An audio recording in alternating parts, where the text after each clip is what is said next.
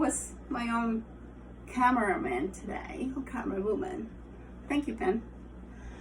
Anyways, so making Colombian empanadas is a long process, especially for someone who has never made them herself. I helped my mom many times with my niece and my family, but I have never attempted to do this by myself.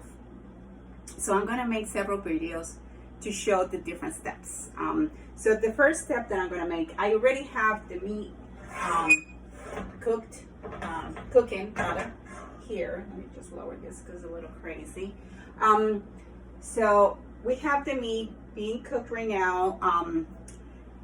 What I'm gonna do right now, this is the seasoning that's gonna go into the empanadas. I also use this same seasoning that my girlfriend Catherine Giraldo, my love, I love you with all my heart, you know I do, even though I don't see you often, but we talk every day. Yeah, texting, and every morning we say good morning to each other, and she's the love of my life, my girlfriends. No, I don't have a crush on her, but she has phenomenal boobies. Anyways, that being said, she told me this amazing base for frijoles, for soups, for stews, for empanadas, for anything that you want. And I make this same basic seasoning for my Colombian eggs.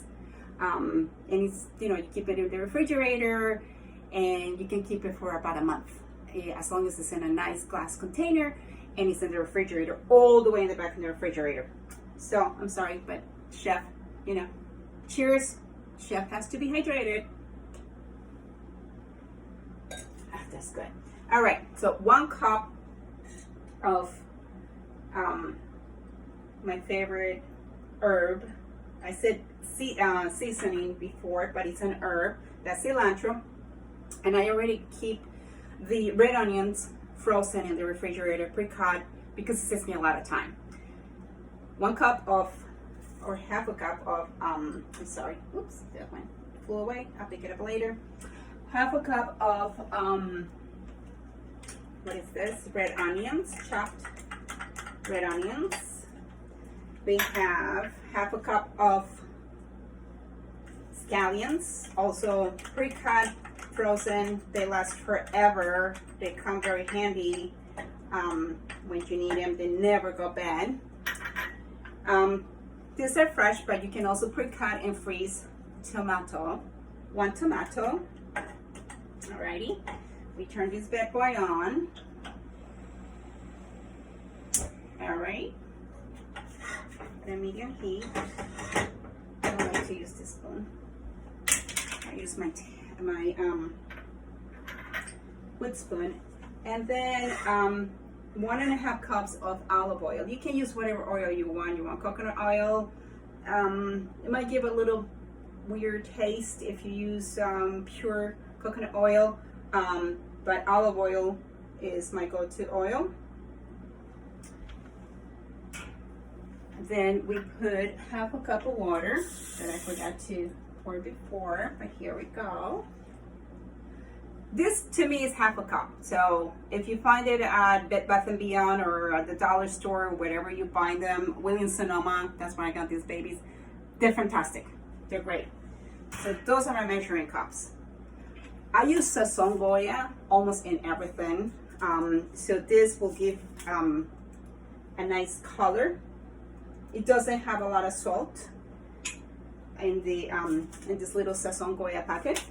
And I like to add 2 little spoons of salt. Just, I don't know what the measurement is, but I'll go salt to taste, whatever you like. You let it cook. Let me just move it over. I go like this side. Move it over. And that will cook. You have to check and stir it on, you know, constantly, and make sure that it's being cooked and everything. And I will come back once it is done and I'll show you the final product. And this baby, I swear to God, can be used in eggs. I don't know if you want to do the eggs with scallions. Some people like, I mean, with the cilantro. Some people like it, some people might not. You can omit the cilantro if you don't want your eggs with cilantro. Usually when I make my Colombian eggs do not contain cilantro, so I do not use this base on my Colombian eggs.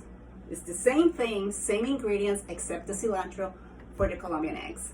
So I will come back when this baby's done. It's gonna take about 15 to 20 minutes. I like everything to be cooked and mushy, and the meat should be cooking nicely for my empanadas. And I also going to start prepping for the empanadas because that's a long process.